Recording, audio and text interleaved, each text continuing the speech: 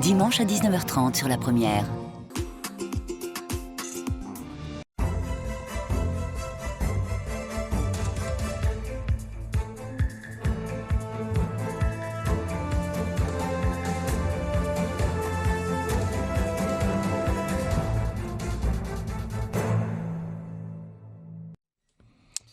Bonjour, il est 7 heures très précisément sur Polynésie la première. Ce matin, nous sommes avec deux nouveaux candidats de la deuxième circonscription en vue des élections législatives du 29 juin et du 6 juillet. Alors, premier invité avec nous pendant 13 minutes en français, puis ensuite donc en tahitien avec Carlos Natoa. Il s'agit de Steve Chayou, député sortant du Tavini Wira Atira. Bonjour. Bonjour Ibrahim. Et merci donc d'avoir accepté notre invitation. Alors, le sentiment de révolte et la surprise passée suite à la décision du chef de l'État de dissoudre l'Assemblée nationale, vous reprenez votre bâton de pèlerin en remettant donc votre fauteuil de député en jeu. Qu'est-ce qui vous a décidé de repartir à la conquête de l'Assemblée nationale ? L'esprit de responsabilité. L'esprit de responsabilité parce que, voyez-vous, Ibrahim, il y a deux perspectives, deux analyses. Il y a l'analyse d'abord nationale, nous en avons discuté un petit peu il y a quelques jours. Pendant les européennes. Avec effectivement les conséquences sur le plan national et puis les perspectives locales. Lorsque j'ai été témoin de la tambouille qui s'est déroulée en face de nous vis-à-vis de nos amis autonomistes entre les divorces, les réconciliations, les mariages, les claquages de porte de la sénatrice Lana Tetuanui, il était nécessaire pour moi en esprit de responsabilité de revenir parce que les trois candidats du Tavini Wira Atira, les trois députés sortants, nous représentons les candidats de la stabilité.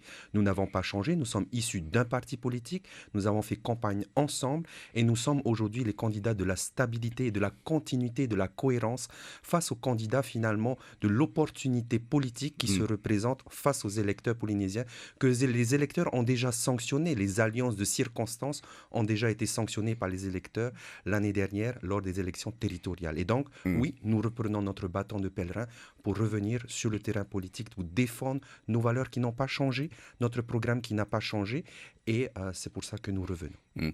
Donc pour vous, la plateforme autonomiste ne va pas tenir ? Mais absolument, enfin, c'est l'histoire toute récente qui le démontre. Madame Nicole Sanquer, qui encore il n'y a pas très longtemps venait prêcher l'évangile du non-cumul des mandats sur tous les plateaux, en meeting politique partout. Aujourd'hui, face à cette décision du président Macron, elle décide de se présenter donc du coup à une élection législative qui, si en cas de victoire, va être en situation de cumul des mandats. Donc en termes de cohérence politique, de cohérence des propos politiques qui ont été tenus, j'ai envie de dire que c'est 0 sur 20. La question de fond derrière tout ça, c'est si Madame Nicole Sanquer est élue députée de la Polynésie, va-t-elle rendre son siège à l'Assemblée de la Polynésie en cohérence avec les propos, avec ses propos et notamment vis-à-vis du non-cumul des mandats.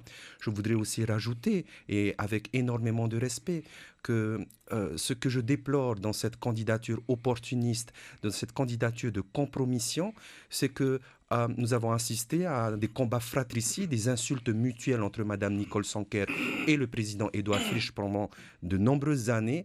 Et aujourd'hui, sous prétexte de sauver l'autonomie, qui n'est pas un programme en soi, se réconcilie par opportunité politique et qui désire, la candidature de Madame Sanquer, désire se refaire une santé parlementaire sur le dos du Tapura Wira Atira, sur le dos des militants du Tapura Wira Atira, le parti politique contre lequel pourtant elle a combattu pendant de nombreuses années.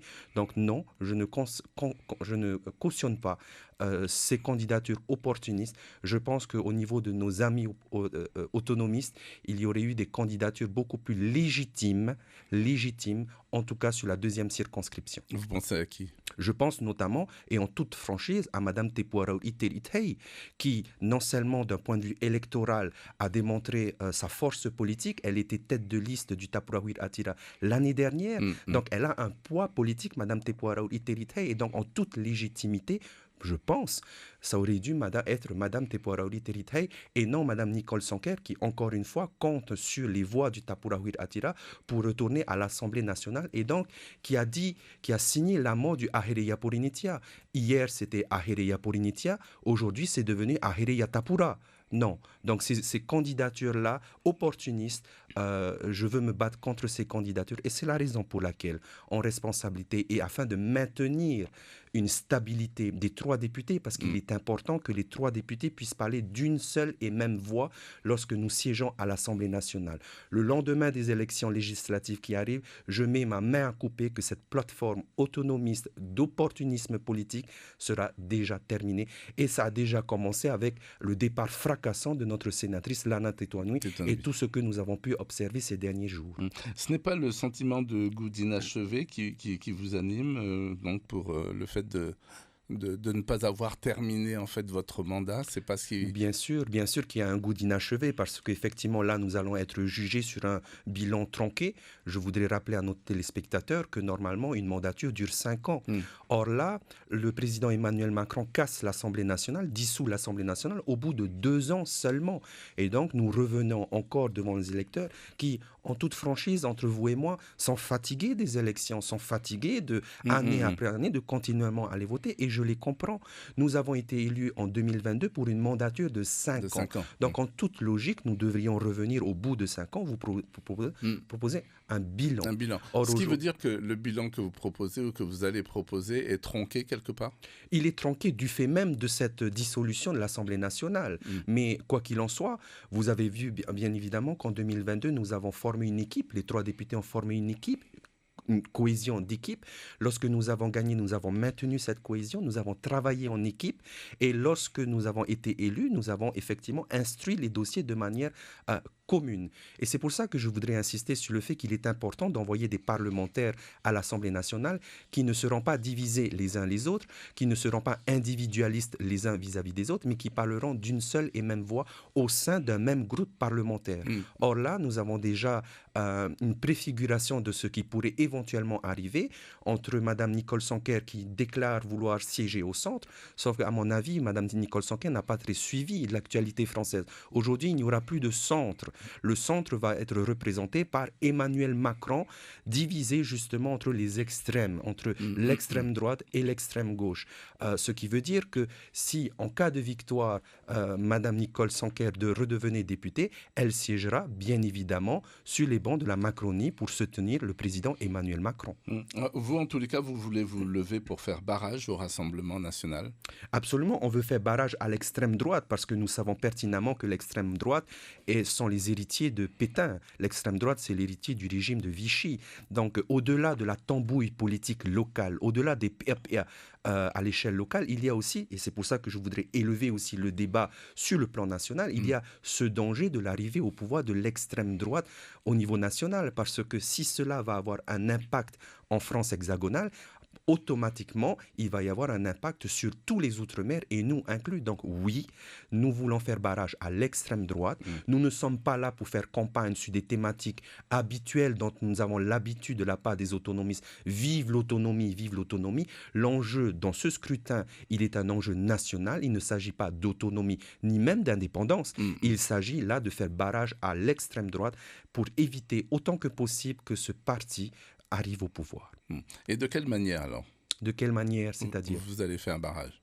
En présentant déjà nos candidatures, parce que en cas de réélection, si les Polynésiennes et les Polynésiens nous accordent de nouveau leur confiance, nous siégerons en toute cohérence encore une fois dans la gauche.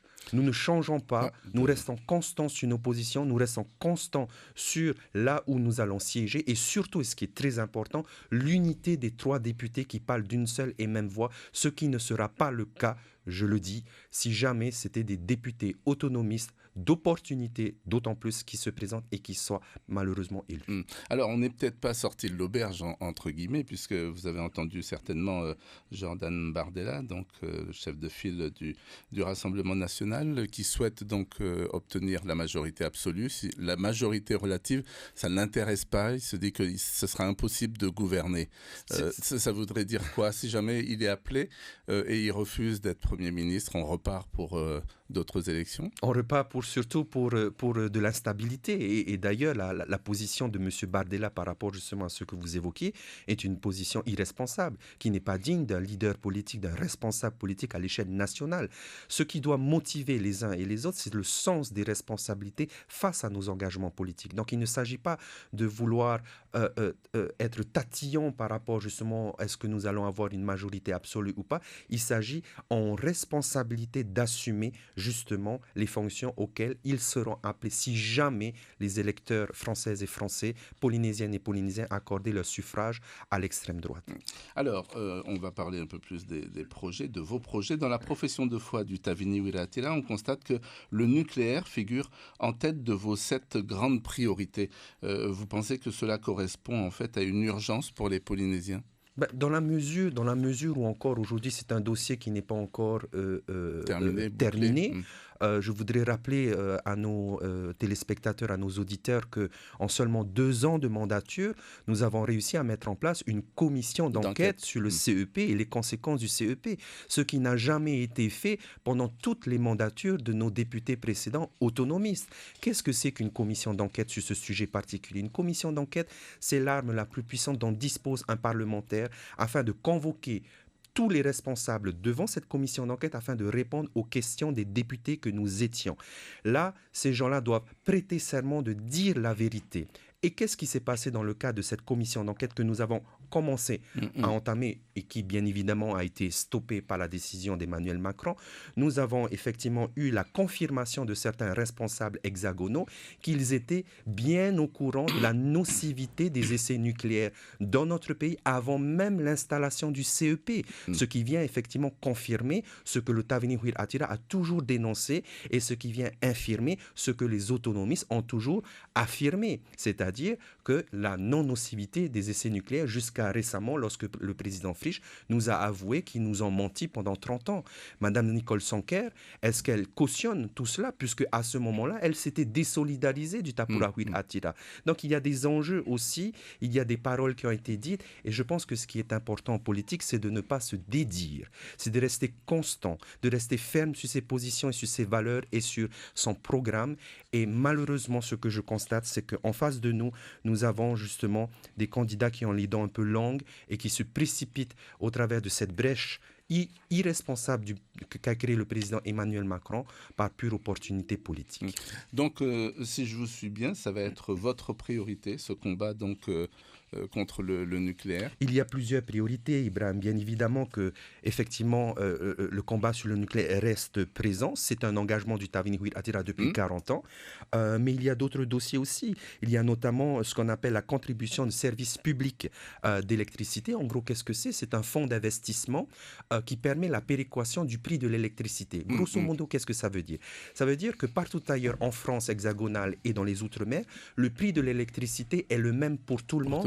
Grâce à ce dispositif-là. Nous sommes exclus de ce dispositif parce que nous avons un statut d'autonomie qui ne nous permet pas de bénéficier de ce dispositif. Très, très vite. Nous allons justement nous battre et travailler en synergie avec le gouvernement de la Polynésie française et les responsables politiques nationaux pour que nous puissions, nous aussi, non pas bénéficier de cette CSPE, mais que cet argent qui est investi par l'État dans cette caisse, dans ce fonds d'investissement, soit injecté dans notre transition écologique. Steve Chailloux, merci beaucoup d'avoir accepté notre invitation. Dans un instant, vous allez pouvoir continuer donc l'interview, mais en tahitien avec Carlos Natoa. Merci encore. Merci.